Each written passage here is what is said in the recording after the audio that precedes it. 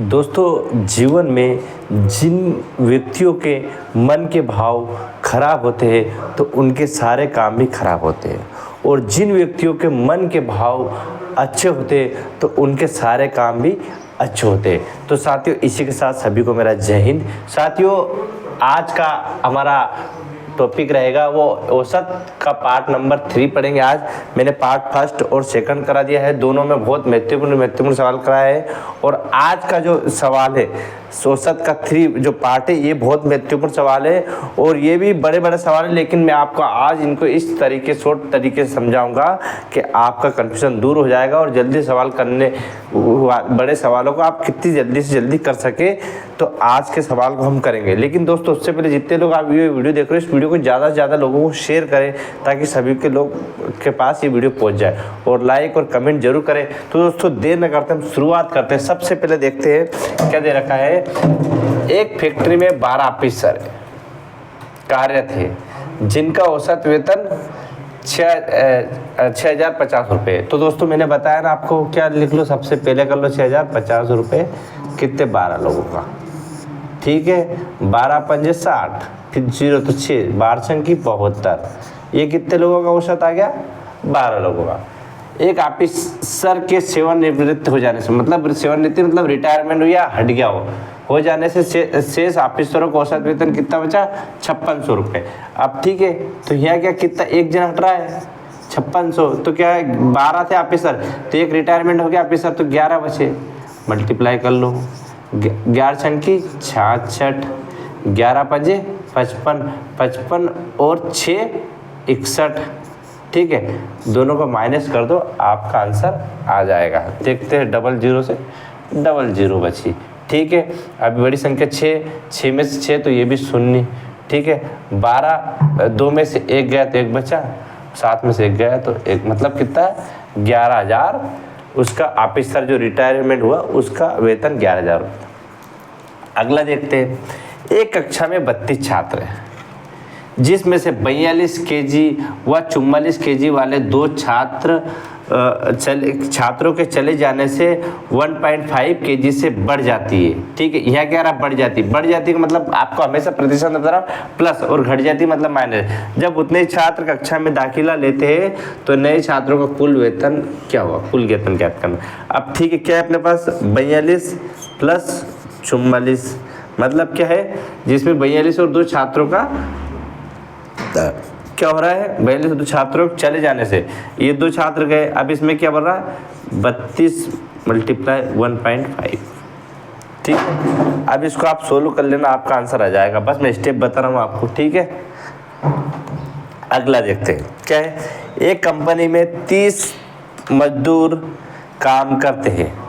2 मजदूर के हटा देने से जिनका वेतन 950 रुपये व 1120 रुपये और उनके स्थान पर 2 नए मजदूर मिलाते हैं तो औसत वेतन 15 रुपये घटता है। क्या बोल रहा है, यह क्या था दोस्तों, यह बढ़ रहा था, 15 केजी बढ़ रहा था और यह घट रहा है।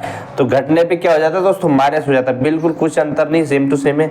ये 2 पहले के लिखो, 920 प्लस 1120, ठीक।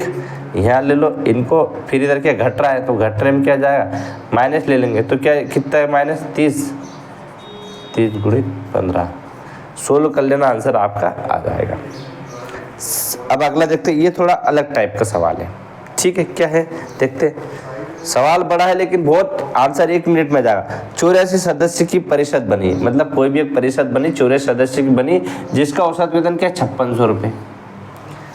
परिषद के 5 सदस्य की मर गए या मृत्यु हो गई, तो नए सदस्यों का चुनाव हुआ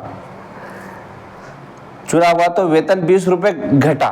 क्या हो, वेतन 20 रुपये घटा, तो परिषद के कुल कितने रुपए की बची थी, परिषद के कुल कितने रुपए। तो दोस्तों ऐसा सवाल क्या है, बहुत बड़ा है, लेकिन आपको देखना है कि जहाँ पर भी इस टाइप की बात की जाए तो कुछ नहीं करना, बिल्कुल सरल है, 84 रुपये, और जो चीज़ घटती बढ़ती है उसका मल्टीप्लाई कर दो। 2 चूँकि 8, 2 8 16, 1620 आपका आंसर, ठीक है। आया समझ में। और इस टॉपिक के सारे सवाल आपको लगाने हैं, है ना, तब जाके आपको सरल पूरे टॉपिक सरल बन जाएगा। सुनील घर से ऑफिस 8 किलोमीटर से जाता है और 6 किलोमीटर घर से वापस आता है, तो पूरी औसत चाल क्या होगी? तो दोस्तों इसमें क्या है, देखो एक फार्मूला है, क्या है, 2x y अपो ये x प्लस वाई, ये क्या है दोस्तों, औसत का फार्मूला है। देखो सुनील घर से ऑफिस जाता है तो क्या है, ऑफिस जाता है 8 किलोमीटर से जाता है और 6 किलोमीटर गति से वापस आ जाता है, ठीक है, 8 और प्लस 6, ये 6 है ना, सोल्व कर लो इनको, 8 6 14, फिर ले लो 2 गुणित 8 गुणित 6, सोल्व कर लेना। अब इसको सोल्व कर लेना, आंसर आपका आ जाएगा। मतलब समझ रहे हो? अब इसमें एक चीज ये देखना है, ये क्या दोस्तों, ये फार्मूला औसत चाल का आ रहा है जा रहा है, ठीक है, लेकिन अगर लंबा जैसे ए से बी तक, फिर बी से सी तक, सी से डी तक अगर इस टाइप का सवाल आएगा तो इसके अपोजिट बन जाएगा, कैसे, x प्लस वाई अपोन में 2, ये फार्मूला 2 टाइप से, ठीक है। यह ज़्यादा और लगे तो और भी इसको प्लस कर सकते हो, है ना। ये 2 सवाल बनते हैं, एक तो 2xy औसत चाल निकालने का, लेकिन अगर ज़्यादा a से b से c तक आएगा तो ये वाला x प्लस वाई अपन में 2, मतलब कुछ नहीं करना है, इसके नीचे 2 लगा दो बस, ठीक। अगला सवाल देखते हैं, ये महत्वपूर्ण है, क्या है, नगर पालिका के सभी कर्मचारियों को औसत वेतन 3264 रुपये तथा 14 सुपरवाइजरों का औसत 600 रुपये 6000 रुपये है। यदि शेष कर्मचारी को औसत वेतन 2200 रुपये हो तो नगर पालिका में कितने कर्मचारी कार्यरत हैं? देखो बहुत सवाल बड़ा दे रखा है, लेकिन बहुत शॉर्ट ट्रिक में आप आंसर लिया हुए। अभी बताओ नगर पालिका में कितने कर्मचारी है, मतलब अभी 14 सुपरवाइजर कितने, 14, ठीक है। अभी इधर क्या हो रहा है, 6000, जिनका वेतन क्या है 6000 प्लस 2200, ठीक, यही है ना। अब इसमें से क्या होगा दोस्तों, टोटल कर्मचारियों का, नगर पालिका सभी कर्मचारियों को औसत वेतन कितना है, 3264 माइनस 2200। इसको आप सोल्व कर लेना, आपका आंसर ऑटोमेटिक आ जाएगा। बस स्टेप आपको देख लो, आंसर आ जाएगा, स्टेप सोल्व कर लो ना आप।